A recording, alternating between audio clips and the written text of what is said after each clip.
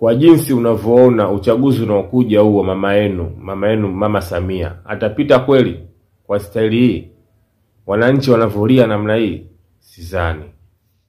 Mama Samia akigombea urais katika uchaguzi ujao, unaweza kumpa kula ama hautampa kula, na kwa nini? Yaani mimi siwezi nikampa kula, ananipa nini?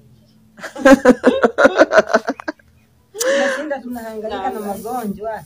Tunatuma watusaidie, wanaacha hata na kutusaidia angalau hata kama msaada tu kadogo hamna. Hata ninampa kula ya nini? Mimi siwezi kumpa kula. Atapewa na wengine, lakini mimi Sasa wewe sababu ambayo itakayokufanya usimpe kula ni kwa sababu ukiugua haupati msaada wa dawa, ama kwa sababu gani? Kwa sababu sasa ukiugua Mama Samia atajuaje kama umeugua ili akusaidie?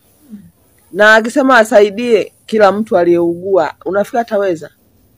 Sasa mbona tunatuma maombi wana ya cancel? Hayo ndio tungekuwa tunasaidiwa. Sasa wana ya cancel ni mpe kula yani. Badala kujua kwamba hawa wametuma maombi haya. Wana shida. Wameelemewa. Wana matatizo mengi. Tuwasikilize. Hamna. Sasa ninamchagua wani. Sasa unajua Mama Samia kumfikia, maombi yako kumfikia ni kazi. Yaani ukiwa na ombi kulituma limfikie moja kwa moja ni kazi. Manake kuna sehemu lazima litapita mpaka lije limfikie yeye, litakuwa limepitia watu wengi. Sasa huenda wale watu ambao wamelipata huku chini hawajalifikisha. Unamlaumu vipi Mama Samia? Ila sasa sisi tunasema hivi. Yeye ni mtu wa serikali. Samaki mmoja akioza wote wameoza. Yaani mimi kuanzia wabunge wa nani na yeye mwenyewe wote nawaona ni wale. Siwezi nikachagua eti Mama Samia sijui ni mzuri. Amekuwa mzuri upande wale. Kwa hiyo mbunge, mwenyekiti, sijui kiongozi gani, Mama Samia wote mule. Kwa sababu tunaomba misaada. Wengine wanapokea tasafu, sisi hamna. Unakoswa hata shilingi 500, wengine wanakula kahera.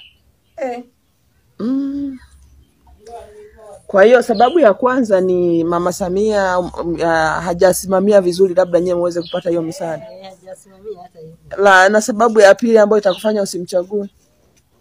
Sababu ni hiyo kwa sababu yeye angelisimamia akawaambia watoto wake ambao ni wanafunzi wake kwamba waangalie wale wakubwa na wale wenye matatizo.